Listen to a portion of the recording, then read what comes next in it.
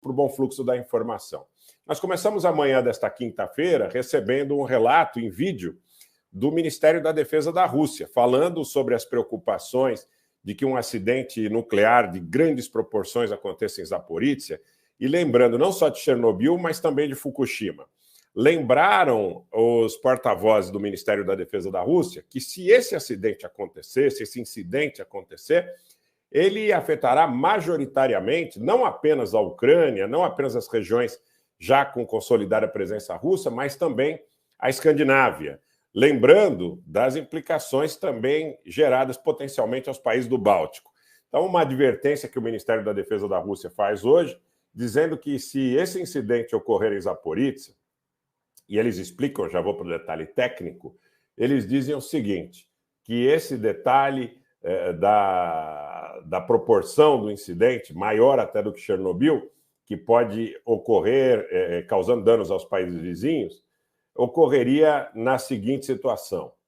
Não apenas num ataque direto dos ucranianos, mas se os ucranianos gerassem um superaquecimento do reator por atacarem as bombas ali da instalação, as linhas de transmissão de energia.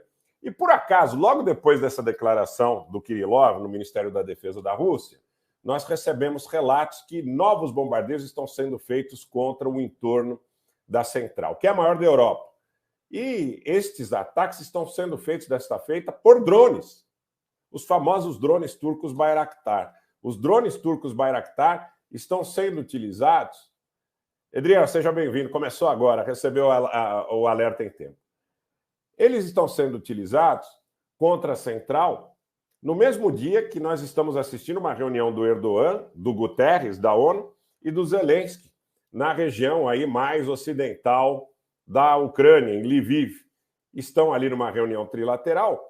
E pasmem os senhores que na delegação do presidente turco Erdogan, que faz negócios com a Rússia, que facilita o transporte de grãos, que paga o gás em rublos, que tem uma posição de compra de equipamentos militares da Rússia e tudo mais, mas na delegação do presidente turco Erdogan está o representante do Bayraktar, dos drones, que foi visitar, felicitar e oferecer produto para o Zelensky.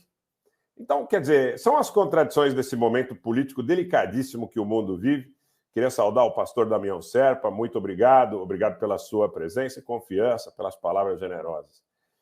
Gente, o Zelensky está reunido, teoricamente, com o Erdogan e com o Guterres para resolver aí as questões da logística do transporte de grãos pelo Mar Negro em direção à África, em direção ao Oriente Médio, em direção ao Líbano, em direção à Síria, em direção ao Sudão, né?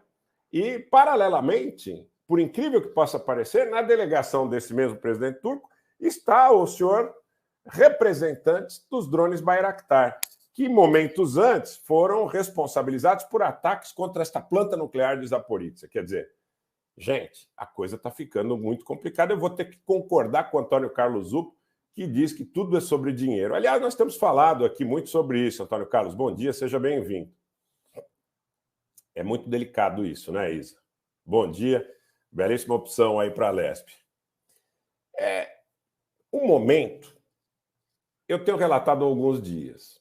Eu tenho dito para o pessoal o seguinte, não acontece mais esse esforço de guerra por longo tempo, principalmente por parte da Europa, se um fato espetacular não acontecer.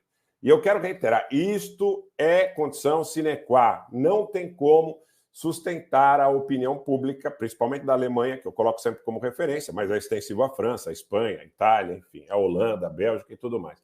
Não há mais como sustentar esse esforço de guerra sem uma situação de maior monta que possa gerar um engajamento de cunho psicológico, no sentido de que se combata um mal maior e que, teoricamente, responsabilize, eu quero entender dessa forma, eventualmente a própria Federação Russa sobre uma situação de catástrofe em Zaporízhia, que eu acredito que é inevitável. Infelizmente, eu posso estar errado e torço para estar errado, mas há tanto ensaio em relação a uma tragédia nuclear em Zaporízhia que fica difícil de nós, nesse momento, tentarmos contemporizar e dizer não vai acontecer nada. Porque os ucranianos e os russos, eles trocavam até um tempo atrás acusações sobre os ataques contra a central nuclear.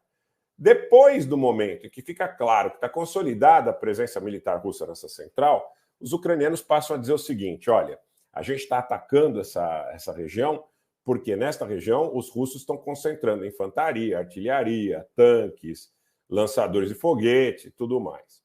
Mas quero entender o seguinte, se eles sabem do risco, gente, se eles sabem do risco que esses ataques possam causar uma tragédia, inclusive com sucessivas acusações dos russos em relação a operações de sabotagem, também em relação às linhas de energia, porque se você deixar que esse reator superaqueça, quer dizer, que não haja condição das bombas de diesel, das linhas de energia, dos geradores, poderem fornecer a energia adequada para esse reator e que ele superaqueça, nós também vamos tratar de um problema muito, muito, muito, muito grave e oriundo dessa central. Eu torço, eu rogo, eu torço para que não aconteça absolutamente nada de mais grave.